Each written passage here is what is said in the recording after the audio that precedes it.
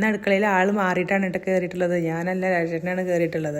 അപ്പോൾ തലേ ദിവസം പട്ടാമ്പി പോയി വന്ന സമയത്ത് പൂള കൊണ്ടുവന്നിട്ടുണ്ടായിരുന്നു. ഞങ്ങളുടെ ശ്രീകൃഷ്ണപുര ഭാഗത്തേക്ക് പൂള എന്നാണ് പറയുക. പക്ഷേ ഈ ഒരു തൃത്താല ഈ ഒരു ഭാഗത്തേക്ക് കൊള്ളി എന്നാണ് ഇതിനെ പറയണത്. അപ്പോൾ അതൊക്കെ ഒന്ന് വാങ്ങി വന്നിട്ടുണ്ടായിരുന്നു. അപ്പോൾ രാജേട്ടൻ തന്നെ അതിനെയൊക്കെ ഒന്ന് രാവിലെ നേരത്തെ നീച്ചിട്ട് അത് ശരിയാക്കാൻ വേണ്ടി നിന്നിട്ടുണ്ട് കേട്ടോ. അപ്പോൾ ഏതായാലും ശരിയാക്കാൻ ആളുണ്ട്. അപ്പോൾ ഞാൻ അടുത്ത് നിന്നിട്ട് കുറച്ച് കഴിച്ചളയാന്ന് ചോദിച്ചിട്ട് സീതാപ്പഴമൊക്കെ എടുത്ത് കഴിക്കണം. അപ്പോൾ രാജേട്ടനോട് വേണോ വെച്ചപ്പോൾ രാജേട്ടന് വേണ്ടാന്ന് പറഞ്ഞു.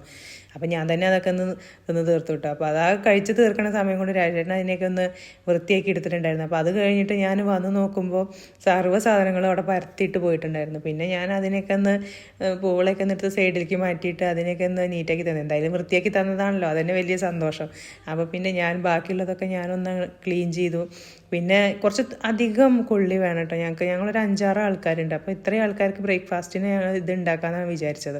അപ്പോൾ കുറച്ച് അധികം കൊള്ളി വേണം. അപ്പോൾ അതുകൊണ്ട് തന്നെ ഒരു കുക്കറിൽ വേവിച്ച് കഴിഞ്ഞാൽ അത് ചിലപ്പോൾ വെന്ത് കിട്ടില്ല, ചിലപ്പോൾ അടി വേവും, ചിലപ്പോൾ മോൾ ഭാഗം വേവില്ല. അപ്പോൾ അങ്ങനെയൊക്കെ ആവും. അപ്പോൾ ഞാൻ റിസ്ക് എടുക്കണ്ടെന്ന് വിചാരിച്ചിട്ട് അതിനെ ഞാൻ 2 കുക്കറിലാക്കിയിട്ടാണ് കേട്ടോ പകുതിയൊക്കെ ഇട്ടിട്ട് ഒന്ന് വേവിച്ചെടുക്കുക എന്നുള്ളതാണ് വിചാരിക്കുന്നത്. അപ്പോൾ അതിനൊക്കെ ഒന്ന് നന്നായി കഴുകി 2 കുക്കറിലൊക്കെ ഇട്ട് ഉപ്പൊക്കെ ഇട്ടിട്ട് അടുപ്പത്ത് വയ്ക്കാമെന്ന് വിചാരിച്ചു. പിന്നെ ഇതിലേക്ക് എന്താ ചമ്മന്തി ഉണ്ടാക്കുക എന്നുള്ള ഇതൊരു ടെൻഷനാണ്. പിന്നെ എല്ലാവർക്കും ചീനമുളകും കൊണ്ടുള്ള ചമ്മന്തി ഭയങ്കര ഇഷ്ടമാണ്. അപ്പോൾ അത് വീട്ടിൽ തന്നെ ഉണ്ടാക്കിയിട്ടുണ്ടായിരുന്നു.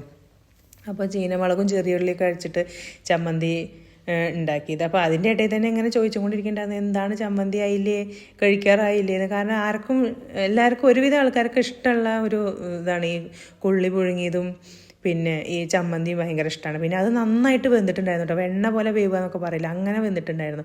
പിന്നെ ഞാൻ അതിൻ്റെ ഇടയിൽ ചായ കുടിക്കാനും കുറച്ച് സമയം കണ്ടെത്തിയിട്ടുണ്ട്. പിന്നെ ഇതാ നന്ദു നീച്ചു രാജേട്ടനൊക്കെ അപ്പുറത്തിരുന്നിട്ട് കഴിക്കുന്നുണ്ട്. പിന്നെ ഞാനിതാ പാടത്തിൻ്റെ സൈഡിൽ ഇരുന്നിട്ട് ഞാനും കഴിച്ചു. വീഡിയോ ഇഷ്ടമായി കഴിഞ്ഞാൽ സബ്സ്ക്രൈബ് ചെയ്യുക, ലൈക്ക് ചെയ്യുക, കമൻറ്റ് ചെയ്യുക.